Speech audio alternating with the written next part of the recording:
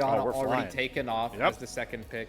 So, yeah, leaving the rest of the OPs, Orianna, Rumble, Nico, Karma. Okay, so that's a lot of powerful R1 picks that are definitely taken off the board. We'll start thinking about bottom lane pairings, maybe. That's the turn that I want to look at for IG, but for WE, it's the Monki show. Why not? Let's get him a very powerful jungler, a tempo jungler in this Pantheon. Locked in. Great pick there, but this is where bottom lane is at, folks, and maybe why IG wanted the turn pick. If they weren't going to see bans to all the great pairings, they get Ashe Seraphine. 10 out of 10, Foles. Yeah, so the meta is really interesting right now because when it comes to bot lane, you really want to, especially with the Fearless dynamic in the game ones, it's very common you're going to be wanting the ranged bot lane. All in for the bot lane push level 1, whether it's Karma, whether it's Seraphine, whether it's Bard or Nico, something with some kind of range that can offer you this utility. And then when it comes to the jungle and mid position, the most OP characters in that role. So, you know, when it comes to the range and the support role, when it comes to the jungle and mid role, it's global pressure. It's the ability to have Rise, Pantheon, Nocturne. Champions like this who are able to influence the map are really popular right now. So to first pick the Pantheon is the great move to get that in Monki's hands. Yeah, and interesting. So we get the Ezreal to come through here now for a bout. You just mentioned the fact that Ezreal Karma is the most common pairing, but I will say Ezreal I like as a pick into Ashe Seraphine because it's one of the safest AD carries we have in the game, and 2 is an AD carry that you can comfortably leave and allow your support to roam. So we're setting up Arha for some roamability, but you can never knock these 3 picks right now in the meta if you're IG. Again, flawless. Ashe Seraphine we already talked about, but a Jarvan as well, another one of the premier junglers. So far I think both squads fulls are getting heavy hitters that they both can use to try and get to different wins, different styles of winning here for our game 1.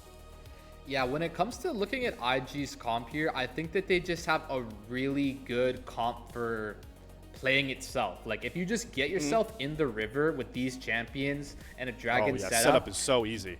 You're totally going to have a field day down there, you know, with these kind of champions. So you definitely want to ban out, as WE here, champions that could help follow into that theme. You know, obviously it's good that Rumble's off the table would be completely broken in a comp like this. Yeah. Any champion that can offer that kind of, you know, layering with the Ashe Seraphine Jarvan, because you're able to have a lot of reach there with the Jarvan EQR and with the Seraphine R over top, the Ashe R over top. You know, things that can have that much reach are really OP in a comp like this. So, okay, yeah, so the Ambessa ban probably helpful too as a die buddy maybe for Jarvan. I like the Sion ban. I also think, you know, Ashe we talk about with the Seraphine pairing all the time and the pick potential for ultimate, but if a game does go late with where Ashe's build is at, she does turn into like basically a Gatling gun of an AD carry. You put a tank in front of a Gatling gun, it's going to give you a lot of good results. Like to see the Sion ban. Wonder where they go here last, because there are a lot of ways that IG could try and put together the rest of this comp. They definitely, like you mentioned, want to pair something with this Jarvan to try and go forward, so I like the Renekton ban as well there to close things out for WE. So at this stage of the draft, like, honestly, I would always bring this up even at the first rotation, but Azir does need to be brought into the question. I mean, this champion is just so OP, man. I really think we've been having a talk, Tails and I, the coach here at Winthrop, and we've basically come up with a term for Azir. We like to call him the Apex character, okay? Because he just does it all, man. He's the top of the food chain. So I really think like he would go pretty hard in a spot like this into the Rise. You get the range advantage.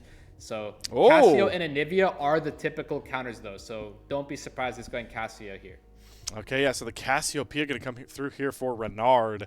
Yet to, I believe, play this split here so far in the LPL, so that will be fun. Like you mentioned, though, we've been seeing it pop a lot more here.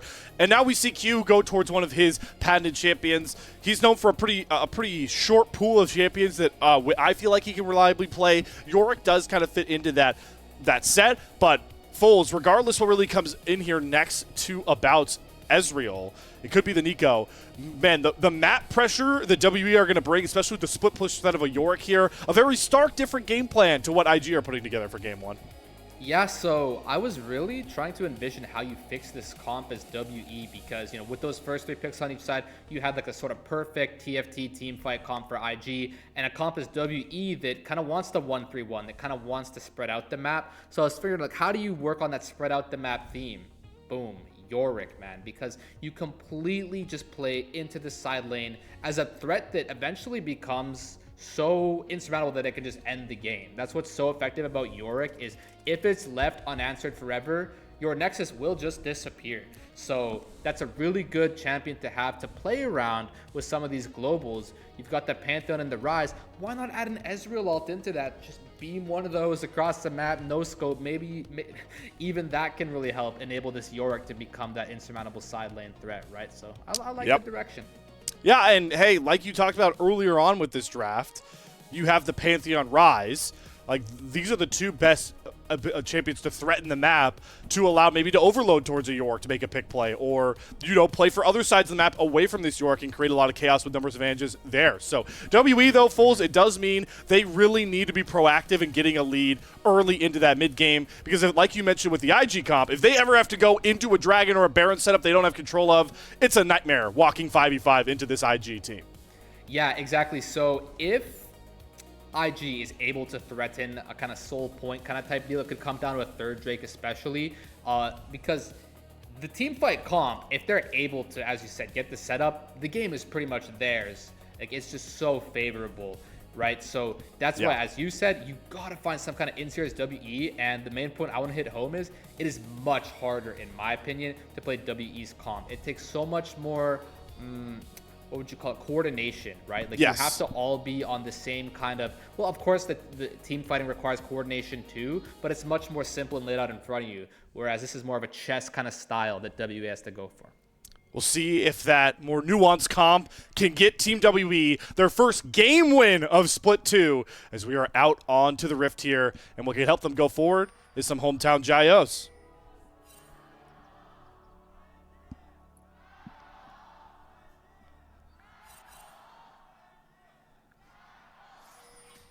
Who, Foles, we talked about it, man. IG, one of the biggest fan bases in the LPL, and, I mean, in the arena, they really backed up that talk with the Jwei's.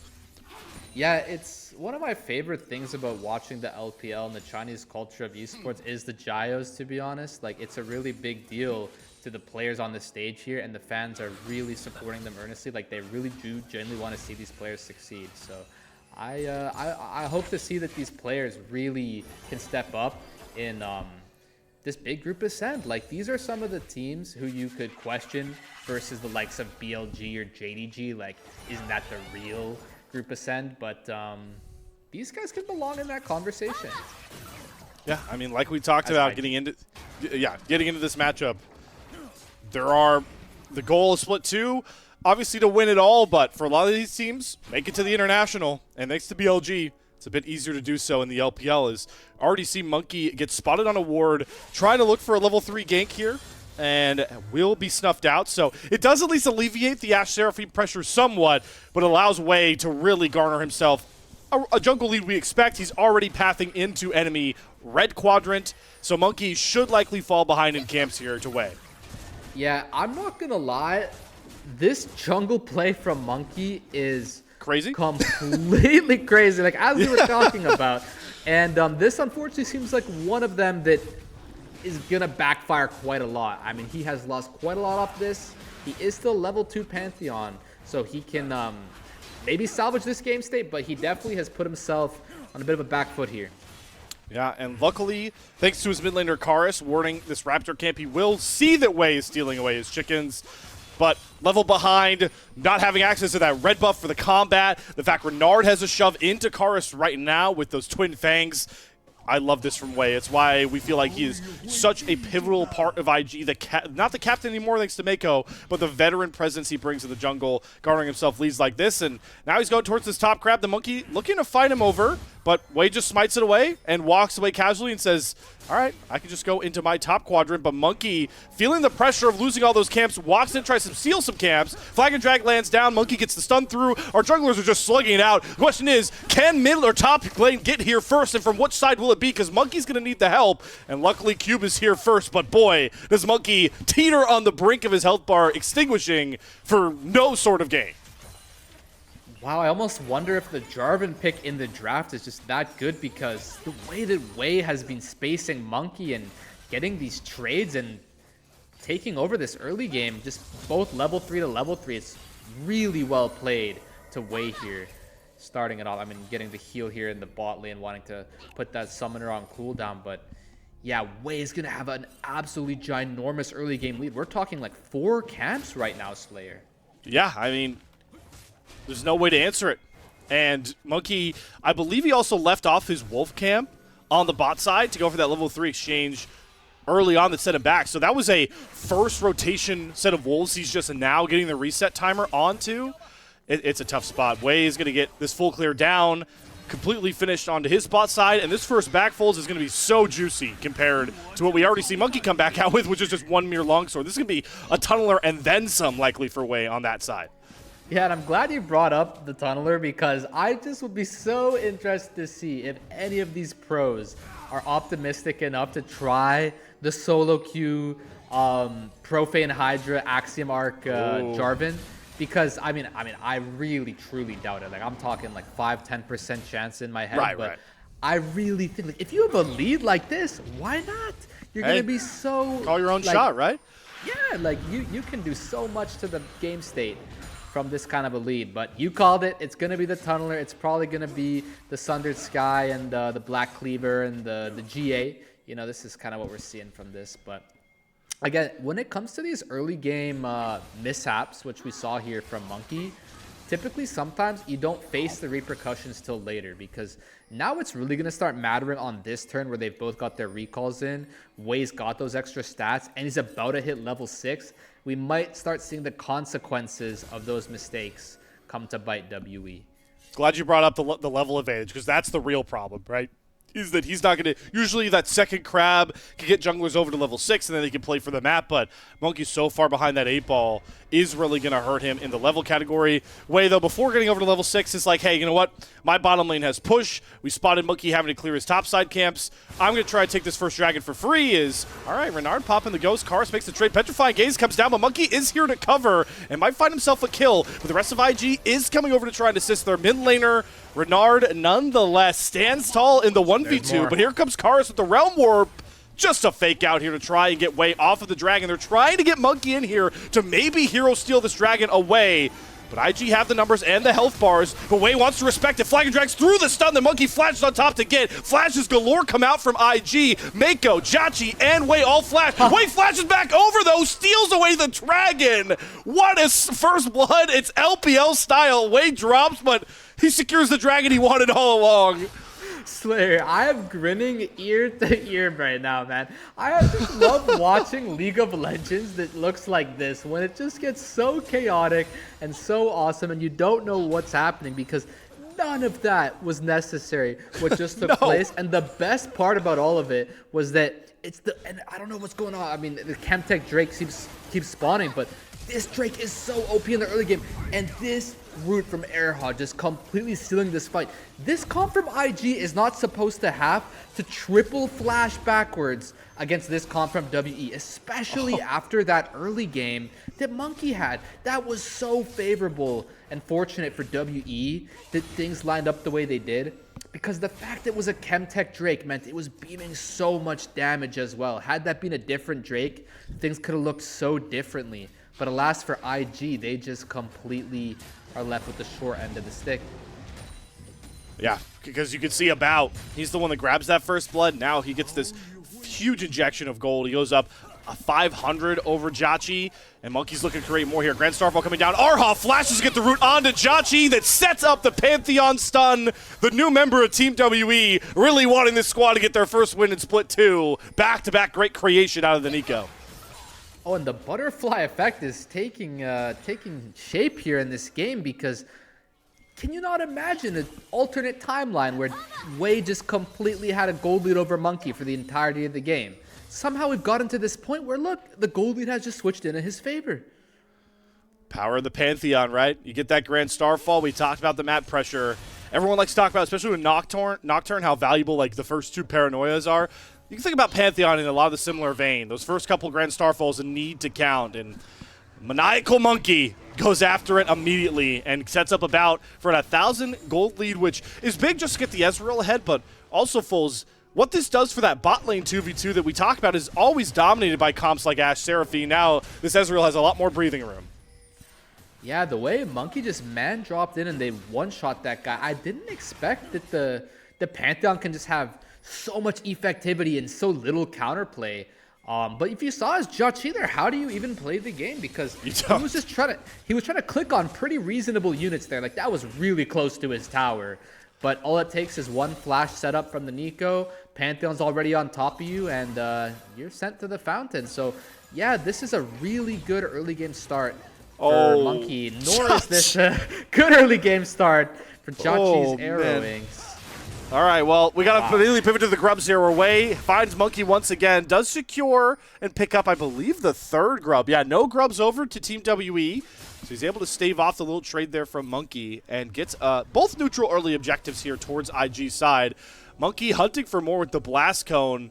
Jwei does have the support of his top player. He's going to put down the Cataclysm. Flag and Drag comes across, and here comes Breathe with the Meganar stacked up. Going to throw a big old brick over to Monki's side and pick up that kill. Monki punished for another overextension. Classic WE. Classic WE, classic Monki, but you got to wonder, could it not just be Monki giving them cortisol? You know what I'm saying? He gets the Jarvan. Yeah, he gets the Jarvan Cataclysm. He gets the Cassiopeia Ghost. You know what that means? Those are two pretty important spells which are now on cooldown, thus enabling him to do some more Monki shenanigans in the future. And hey, what does all that topside drama mean? Is that About and Arhawk can continue to accentuate their lead even further, picking up some plates. Is Karis going to pretty close range on Renard, but here comes the Grand Starfall again. Petrifying Gaze from Renard, those studs, both Monki and Karis in place, and he doesn't need Ghost to run out if his opponents are stuck in stone. Beautiful Petrifying Gaze from Renard. Picks the exact frame to get them both stunned there, completely evading the gank, who doesn't need Ghost at all from the previous play if he lands a Petrifying Gaze like that.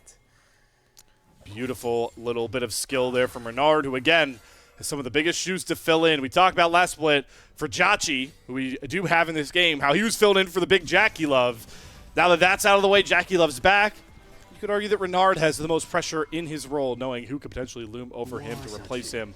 But he is not disappointed and is scaling up nice and dandy so far. Look at the map state though, Fools. We got that next dragon spawning in about 10 seconds to look forward to here. See if any big items can come through on either side. I see About with a Triforce completion as a big, big plus sign for Team WE. Yeah, that is a really huge deal to secure the Triforce here as the Ezreal. And that is some of my favorite discourse here, is watching Renard's replacement of Rookie, you know, and we're going to get to see if some of these plays that he's been making are able to keep happening, because it looks like WE has set up on this river, but IG wants the bot side of it. Things could get ugly real quick here, but the Realm Warp's on cooldown, the Grand Starfall's on cooldown. Yeah. All the flashes are up though, so I would certainly love to see those get spent. You know what happens when that happens. Yeah, we see About getting a sizable chunk there into Jwei, hitting a couple Mystic shots in the True Shot Barrage. So Jwei gonna have to go towards a camp here to try and heal on up, and that could buy a bit more time for some of those more potent ultimates for Team W to come up. Don't expect the Grand Starfall, but we'll have access to the Realm Warp now. But we talked about this, Foles. It's a dangerous game walking into this IG composition if they have set up first. So Monki getting control of this Drake Pit is pretty pivotal as everybody starts to shoehorn in towards this bot side. Oh, here comes Arha. There we go. Pop Blossom. Oh, he's going to grab Jwei, who tried to flash up. Stun's going to land from Monki as we trade support for AD carry. Monki having to flash across the lane to find that trade kill. But it's a plus kill nonetheless. You'll always take an AD carry kill for your support's death. Yeah, Arha going straight in there to force the envelope, force the issue here, because with this Drake being alive, you can tell that both teams are poking and prodding spells, trying to keep control of this river, because sure, you can take it, but can you keep it? You see around this tri-bush of the bot side here that they're constantly fighting back and forth. That was that chunk that About went for onto Jwei, and you know that IG's not giving this easily. Jwei gonna get spotted, stunned up. Rune Prism's gonna come down as well to try and layer those stuns. Jwei does end up flashing and getting over towards that blast cone. But that one little walk there from Karis and Monki proves pivotal, as they should. They were all just kind of in a bit of a stalemate, and there was no real need to do that. But that did create this timeline that we live in today. So maybe this roster switch up, bringing Arha in next to About here is what they need. Like, they got themselves a pretty good shot here, Slayer. Yeah, I mean, looking at about 1,000 gold lead. We pointed out going into this game after the draft that the composition for Team WE really needs to find a lead early and never relinquish it with their map pressure. So despite how this game started for Monki, he's got his team on a pretty good trajectory with those Drakes evened up. Next objective you're looking towards is that Rift Herald in about a minute, and this is where I do want to give some praise over to Jwei when we saw it. Getting 3 grubs, always good for a team, but I guess I definitely didn't process it at the time, Foles. Denying grubs from a Yorick Rise solo lane squad may be the real win here. Yeah, that's actually a huge deal. I mean, for me, the story of this game is all about the butterfly effect, right? And to think, like, for example, had Monki gotten one of those grubs, that could really at least help in this kind of side lane, tower chipping ordeal that they really want to get themselves going with. And the same thing goes with that mistake that Monki made there. You saw, remember, he blast coned in straight towards Breathe and Jwei, honestly for no good reason, just to kind of give them cortisol. Well, now Breathe is looking at a 600, previously 700 gold lead up there in the top lane. So the top side is winning out pretty handedly here for IG. So we're going to want to see if they can leverage that. Definitely going to leverage some plates here for Breathe to try and increase that lead as he, cracks one open with a good old headbutt before Cube can get over there to match the new lane assignments that we've got going on so far here. Rift Herald is onto the map, and we do have a lot more first items coming across, well, for everybody involved, but especially these IG members. A lot of scaling threats here with a couple of Roas coming across. Should be IG holding control towards this Rift Herald side as, well, Jachi splits the uprights on another arrow. At least this one didn't clock the clone this time, but still a pretty big engage tool off the board here for IG. Yeah, I nearly forgot that. I mean, we're going to see an engage onto Monki here. We might have a fight all out. Yeah. Cataclysm holds him in place, but look at the damage from a battle in the True Shot Barrage. Arha is going to grab 2 into the Tangle Barb and hold Mako in place, but a good double stun and turn from Renard shuts down Arha. About going to have to flash and dash himself to safety. Petrifying Gaze just to zone WE away from the mid lane as IG will take their win and head towards the Herald. I mean, zone them did he ever. They did not dare come towards him. And yeah, really good look for IG here off of the back of Jwei's engage onto Monki there. That was a really big kind of all-out fight that took place just over 1 kind of pixel in the top river there. I think it's all because neither team wants to give access to this Herald.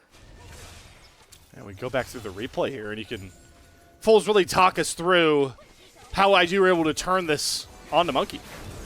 Yeah, so Monki gets barely clipped by the Jarvan EQ, and that's going to really complicate things because he's really stuck in place too far there. But Arha is able to zone a lot of them. However, it is just the miasma from Renard that is able to shut that down.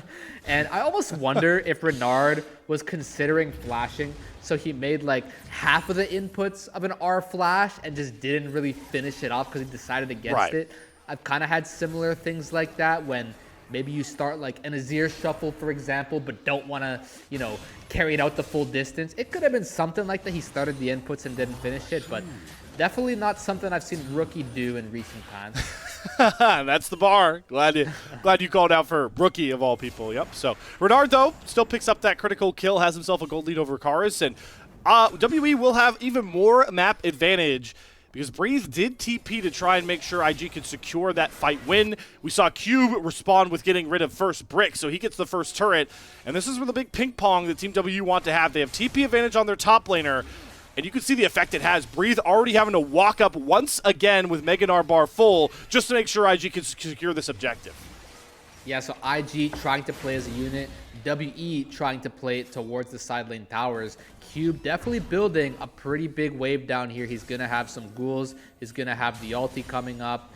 You know, we got the wave that just spawned coming in as well. This does need to be answered in some kind of extra steps from IG. I don't really know if you can just leave this Yorick unattended. You see that he has shrunk the gold lead down all the way to just 200 now, which is really nice off of the back of that previous first blood tower. But at this point in the game, I believe Yorick just wins out regardless. He's got the XP lead, and we got to fight. Grand Starfall, double flash from the bottom lane, good turn. Monkey's gonna try and block, but here comes a huge encore that does clip about. Monkey should go down, is about pumping out the damage. Flashes Glorious Cube, slams it down the Spade to find a trade, but there's Mako again with a double root, and the flash from Renard clips a stun right onto a bounce head, and Renard sinks his fangs in to find the kill onto the Fed 80 carry. Renard showing out, IG balling in the fights.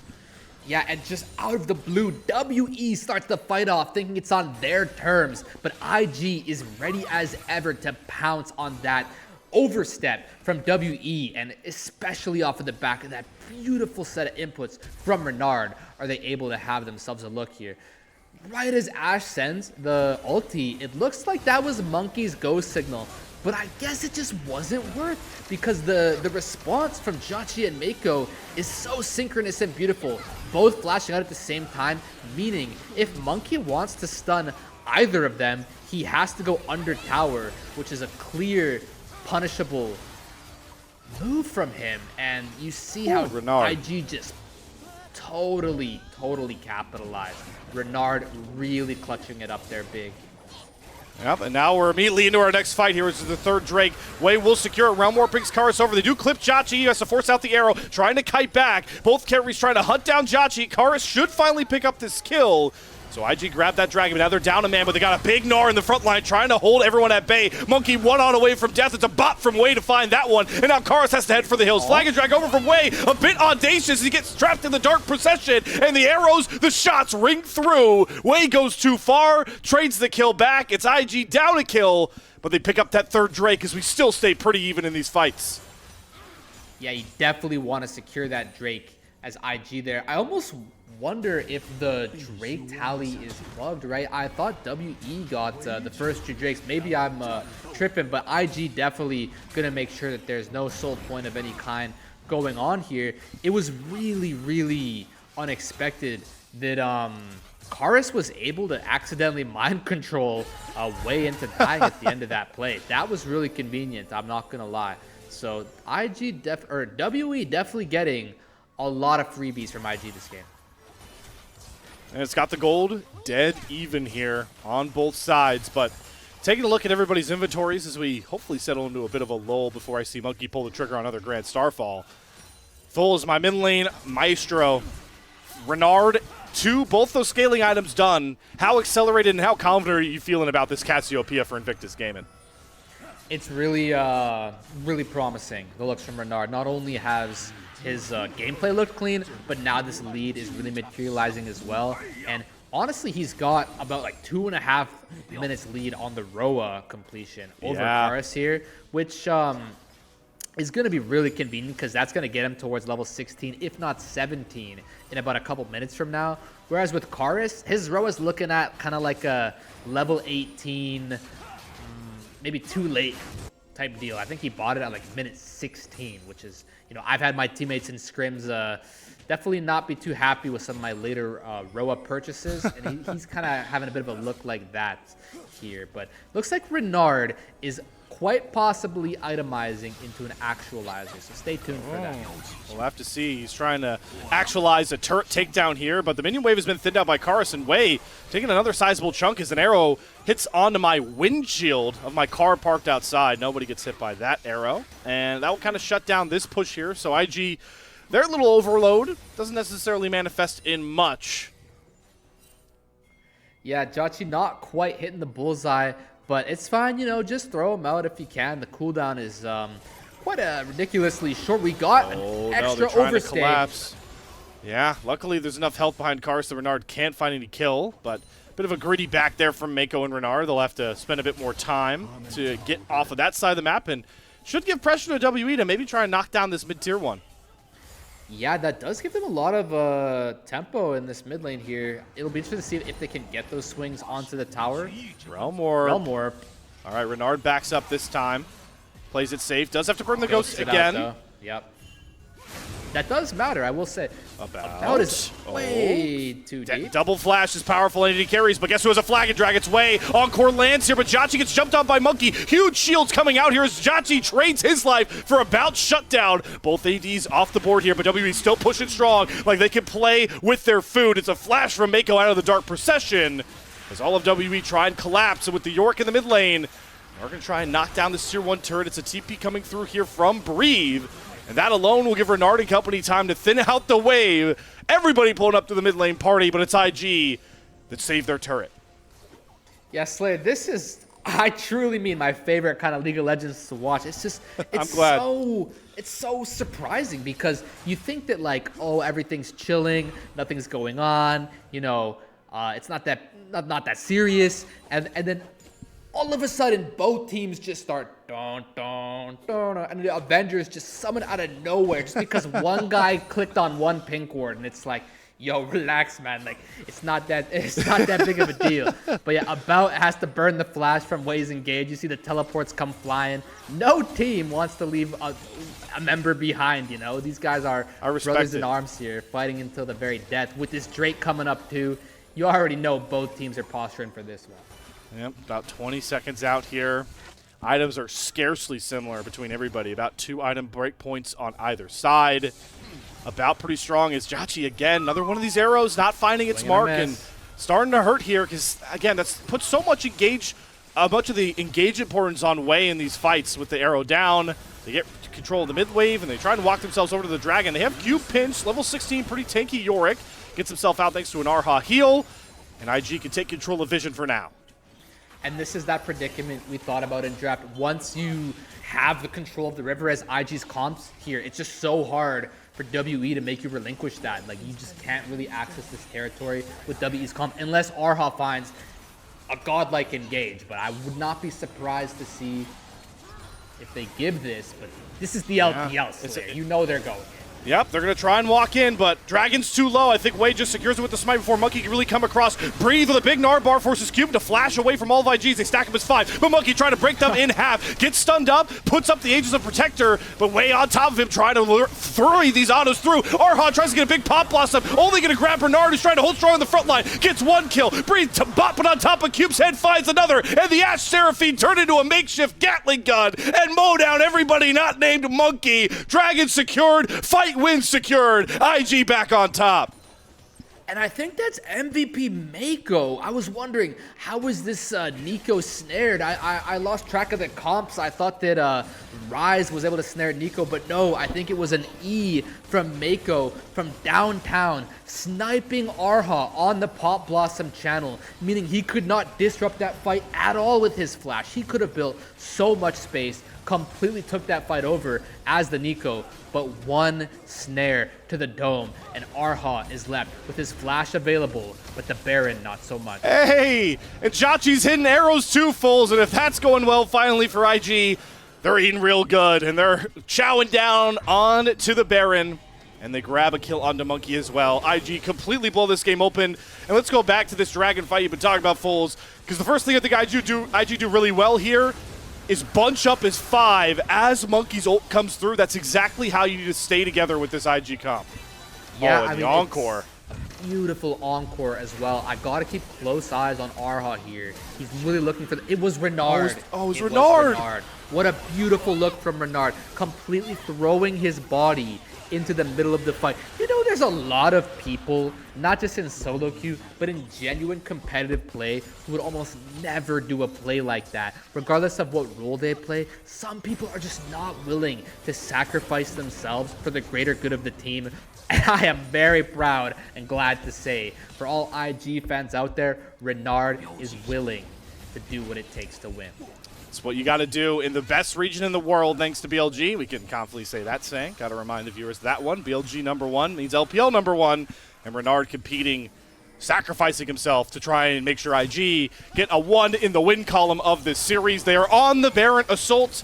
Nice little 3-2 split they've got going here, trying to knock down some tier 2s. How can Monki get in here to try and break up this death ball that is really scaled up, especially thanks to Mako?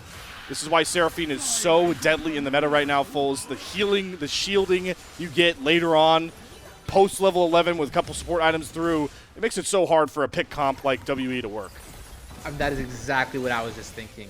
This Seraphine's W is on a ridiculously low cooldown, and every single time he feels like it, he can pretty much just restore and top off all of his teammates at will. This stage of the game, Mako is in his element. IG is completely scaled. WE is just left trying to defend whatever they possibly can. Arha, flash onto Jachi, gets a good pop blossom onto a couple. The Encore is going to whiff here as Mako gets jumped out from Monki, but the split fight isn't working out for WE because their carries can't step past the juggernaut that is Renard. Throws down another great miasma, petrifying gaze, another double tap grab from Mako. Karis flashing after Renard, but he won't go down unless he pulls all the WE down with him. It's a triple kill away and an Invictus Gaming ace. Blue team Invictus aiming scores the ace. Can they end it all here? Survey says... Survey says no. They don't got their carries. Yeah, we asked the chat here, do you think they're going to be able to end? I don't think they're going to be able to. They take the tempo, and they're going to end up setting up posturing for this Drake down here.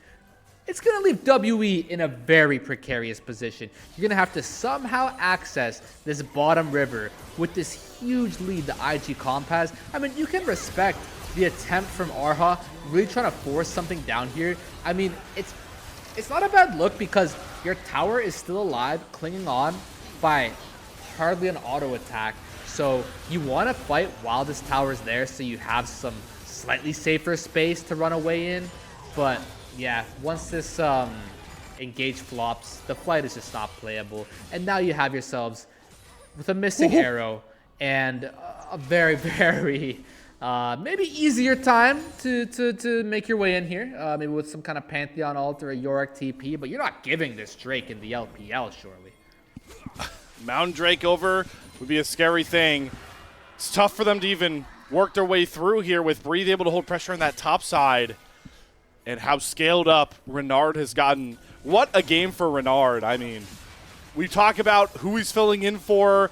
Maybe expected that a player of rookie's caliber, one of our premier mids, but game after game, Renard seems to be getting better and better, and he is the focal point for IG. Behind Wei, who is leading the charge here. Cataclysm down onto Monki. The Encore not going to hit anybody. Wei doesn't drop, though. Still has that GA. Renard takes a pretty big chunk here from Karis.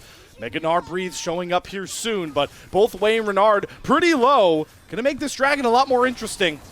All I'm gonna say is this is gonna have to be some Realm Warp Slayer. They gotta switch this up.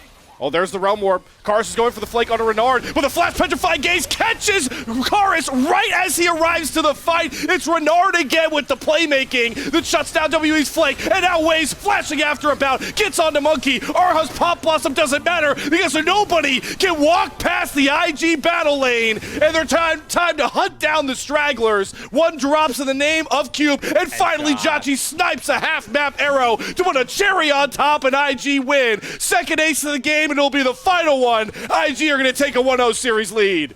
And I mean, this is why you first rotation Seraphine. Pick this champ as soon as you can. You see, even though IG is having some really disadvantageous trades, you know, WE is doing really well for themselves, dodging all sorts of spells left and right. Seraphine just keeping everyone's HP bars too high. And Renard, my MVP of this game, landing another clutch Petrifying Gaze, because I was just gonna say, WE could have had something there. They had the most opportune shot that I'd seen for them, which I completely did not expect, you know, being down 9k gold there, but they were getting some pretty big chunks. You know, Seraphine was kind of countering that. It kind of sucks on that front, but you could have maybe done something with some kind of Realm Warp differently somewhere else, maybe get the Pantheon in there, but Renard not having any of it.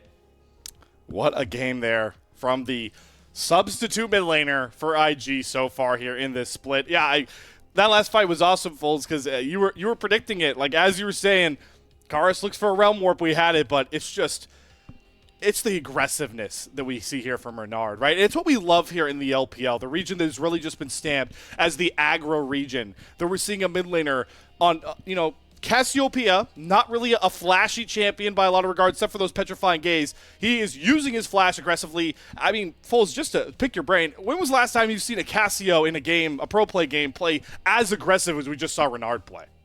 Yeah, I actually, when I really do think about it, I've seen a lot of people play Cassio in a more of a different kind of style where, they're more of like a DPS threat similar to an 80 carry, just of the magic damage variety. They kind of use their space and their range, and they just don't want anyone to get on top of them. Kind of almost like a Ziggs in that way, where you just don't want anyone to break into your personal space bubble kind of Right. thing. But no, he says, I don't care about I'm invading your personal space as the Cassio. Yeah. And just getting right up into the front line as that champ, which is kind of what you got to do in a draft like that, because then you're able to actually make use of your kit. Whereas if you're just getting, outranged, what can you do from the back line, right? So may as well, if you're going to go forward, go all the way in. And that's exactly what Renard did in a couple of these spots. But as we talked about, a really good start for IG, really good finish. But this game was a classic, hot pot of LPL chaos. WE definitely had their chances when we thought they really shouldn't have, especially for Monki in this one. It could have gone WE's away. I mean, that mid game, right? At about 14 minutes, they were up about 1,000 gold in a good spot. So definitely a lot to go back to the drawing board for both of these squads after this game. Yeah, I mean, IG definitely did not close this one out or perform across the entirety of the game in the cleanest fashion. There was a lot of mistakes from both sides here that we really want to see them clean up. I mean, I'm still genuinely shocked that Monki was able to play the early game, clicking I don't get 30 it, seconds to the enemy Krug camp with no Krugs available of any kind, just chilling there in the Krug pit, in the bush, for 20 seconds straight and still winning the early game. I definitely think the IG coach not going to be the happiest about that, to say the very least. But as both teams, you had some bright sides, you had some mistakes. Definitely as IG, you had a way better performance across the board. The clear victor who it should have been. Yeah, and really embody that death ball comp, right? Once you get to these highlights, you'll notice it. It was what Folds did such a good job, you pointed out in draft, of how stylistically different these two teams want to operate. Will we see a much more spread out map that WE really dominate? No. What we ended up seeing time after time as we got later into this game were fights where IG stayed up, clumped as 4, clumped as 5, and this draft, you can't really beat it if that's the way the game is going. Yeah, and that's what's really interesting about it, is that when it comes to League of Legends and when it comes to losing a game, you can VOD review and you can see, why did we lose? Oh, maybe it was because of a slight mechanical misplay. You got clipped by a certain spell that stuns you, such as a petrifying gaze, and that really complicates the rest of your game. But a lot of these were kind of voluntary mistakes out of WE. You have the Grand Starfall. You don't have to just dive straight into the mid lane multiple times, on certain times. You can kind of juggle the champions around the map, kind of switch up the lane assignments constantly. With this kind of Rise Yorick comp, you can really make it hard for IG to have that death ball setup, especially with the early game you had. But I think they almost forgot, and this is what the coach is more than likely going to be addressing, is they almost forgot their composition's identity. They thought they were playing a comp who could go toe-to-toe team fighting, and I think that was just because they overestimated how well things went for them at the start. Maybe ironically, had things actually not gone so well, then they maybe wouldn't have been playing on the same screen as them so often. It would be way better off if they were just on 3 different screens at once instead of all being on the same screen. So yeah, no, that's a great point, Foles. Looking through these highlights and thinking about the last 15 minutes of that game, how many times do we just have to, as WE, have to pull Cube out of a side lane push? We saw him, the one time he was able to break first brick was because Breathe had a TP mid for a 5v5. Oh yeah, that's the flash there from Renard that really seals this game. But we never got Cube. I don't think he ever got a chance to threaten a tier 2 turret in this game. Yeah, honestly, no, not really. There was one time when I know that he could have definitely did 2 plates worth of damage to a bot tower. I was mentioning it. He had a bunch of ghouls in the bot lane there. He had 2 waves coming in, and it was just a Nar who was coming to defend. He could have easily just gone for a quick little auto bonk. That could have at least added up. But for some reason, he was more gravitating, leaning towards grouping up with his team. Even if the enemies didn't have that much tempo to play towards him, he didn't really want to exert himself that much. and he wanted to play more towards the team. I guess it could be a bit of a communication thing, a bit of a fog of war thing. It's hard to really know how to navigate these comps. I mean, this is literally the highest level of play against some really talented players, constantly trying to mess you up. So to know what the best thing to do is very difficult. You know what's not difficult here, hopefully, Foles, are voters over on the LPL with their MVP pick. And they failed it. They went with Jwei. They give Jwei the MVP.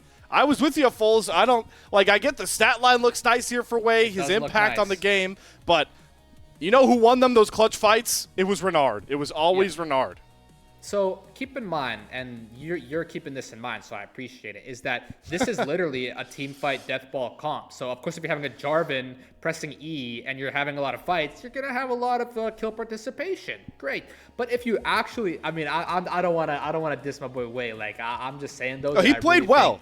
He definitely did played play well. Don't get me wrong. But oh, look how close the votes were. Yeah, that one Mako vote. We had 3 Renard votes, so it was close at least. Crazy. But that's actually cool that the referees, but I didn't know that. But yeah, if you think about some of those specific zoom in micro moments, let's just call them, there were some mistakes that came out of Jwei. Actually, you remember he flag dragged straight into the dragon pit and died.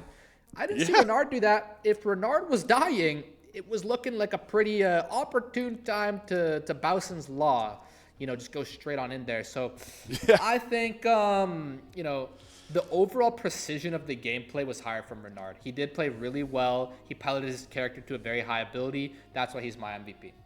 He's the caster, the LPL English caster MVP nonetheless here. But, it's cool to see that he did get Renard did get some support from the voters close to grabbing that MVP. Speaking on support, though, Foles, got to take a second to talk to you guys a bit about how you could potentially, support us here at the LPL English. If you want to support us here at the LPL English, you should consider becoming a Coffee member. Coffee is the best way to support the LPL English project, since the vast majority of your contributions will go directly to the show itself. A lot of the initial payments go into upgrading the broadcast, but a huge bulk of it pays on-air talent like myself and Foles, and content creators behind the scenes. Some of those awesome international interviews I always like to shout out. Those don't happen without your support here on Coffee. So subscribe to our Coffee that is linked in chat. You can unlock perks like early access to content and the ability to ask interview questions for those unique on-site interviews like I talked about, folks. And we're not just talking about your LPL names as well. Anybody you want to talk to about hear from at those internationals, we try to chat with as well. So we'll give you some time here to go ahead and check out the Coffee if you've got a second, because we are going to, wind down a bit here and get set up for our second game. It will be WE with side selection. IG looking to sweep out and keep WE winless in Split 2 so far. So we'll see you guys on the other side of a short intermission.